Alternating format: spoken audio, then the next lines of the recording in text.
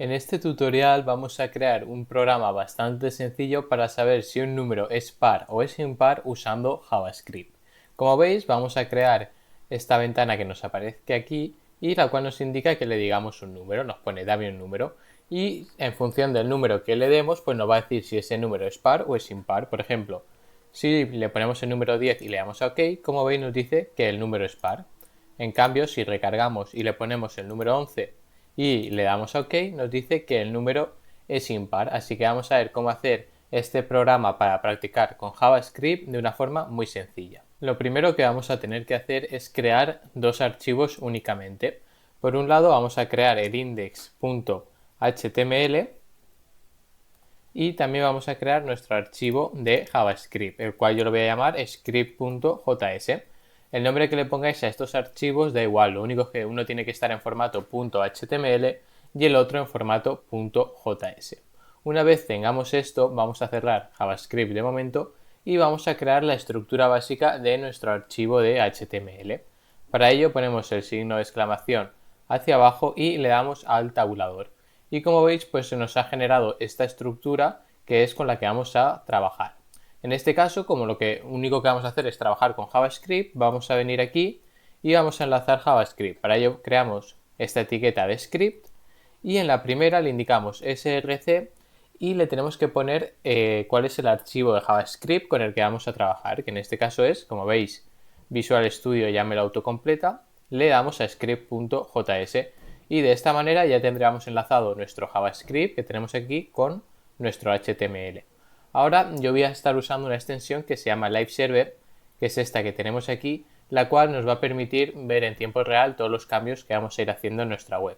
Así que si no la tenéis instalada, le dais al botón de instalar que os aparecerá y se os va a instalar automáticamente. Una vez la tengáis, hacéis clic derecho en vuestro archivo HTML y os aparecerá esta pestaña de aquí en la cual pone Open with Live Server. Pues le damos y como veis me ha creado mi página web, ya que si yo por ejemplo aquí pongo un H1, ponemos H1 y ponemos hola, como veis nos muestra aquí el hola, así que esta sería nuestra página web.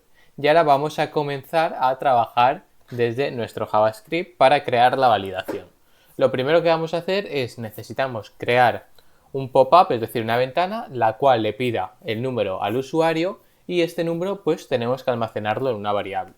Así que para ello vamos a poner const y lo vamos a llamar número, es decir, vamos a crear una variable la cual la vamos a llamar número y le ponemos prompt, abrimos paréntesis y entre comillas le tenemos que poner lo que queremos que le diga al usuario. Por ejemplo, le podemos poner que introduzca un número.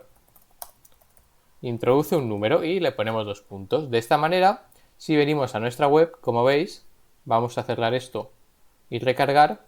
Como veis, nos pone aquí introduce un número y aquí ya nos da la opción de introducirlo. Por ejemplo, le damos 10, le damos al OK y ya nos cargaría nuestra página web.